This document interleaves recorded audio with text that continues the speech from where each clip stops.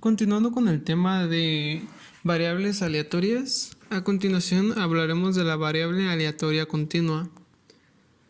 Una variable aleatoria X de un experimento aleatorio dado con rango la llamaremos variable aleatoria continua, abreviado por VAC.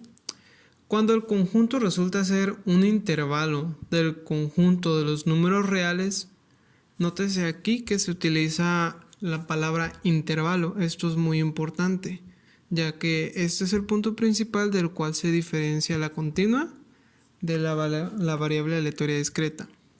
En las variables aleatorias continuas X, la cantidad de elementos no es contable. A diferencia de las variables aleatorias discretas, la probabilidad en un punto de una variable aleatoria continua siempre será igual a 0.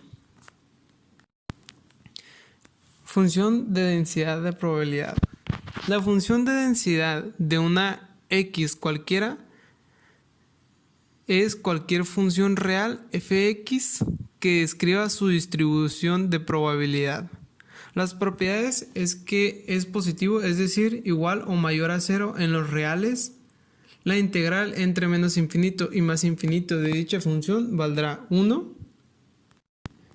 Y la función de densidad se calcula con f de x igual a d f de fx sobre dx. Y como vemos aquí, las probabilidades de un intervalo AB están representadas por el área bajo la curva de la función f de x en dicho intervalo. Esto quiere decir que la función f de x representa la distribución que hay o la densidad que hay en dichos intervalos de donde se, por así decirlo, reparte la probabilidad. Y ahora veamos un ejemplo. La longitud de ciertos tornillos en centímetros es una variable aleatoria con la siguiente función de densidad, como se mencionó anteriormente. F de x dice que para los intervalos entre 1 menor o igual a 1, a mayor o igual a 3, dan como resultado esta función. Y si se encuentra en otro punto diferente de ese intervalo, sería igual a 0. La pregunta es, para hacer cierto trabajo se prefieren tornillos con longitud entre 1.7 centímetros y 2.4 centímetros. ¿Cuál es la probabilidad de que un tornillo tenga dicha longitud? Y para calcular dicha probabilidad se tiene que sacar una integral, en la cual se toman ambos intervalos que nos dieron, en este caso el 1.7 y el 2.4, y se toma la función de densidad dada por los intervalos totales que los tenemos aquí arriba, y al aplicarse la integral da el porcentaje o la probabilidad que hay de que los tornillos tengan dicha longitud. Función de distribución acumulada de una variable aleatoria continua. Se menciona por CAX una variable aleatoria continua con función de densidad fx.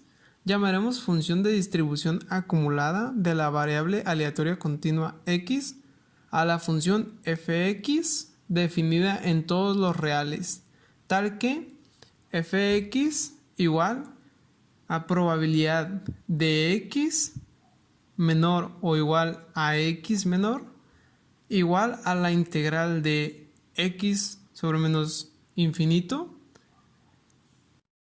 función de t dt para toda x perteneciente a los reales.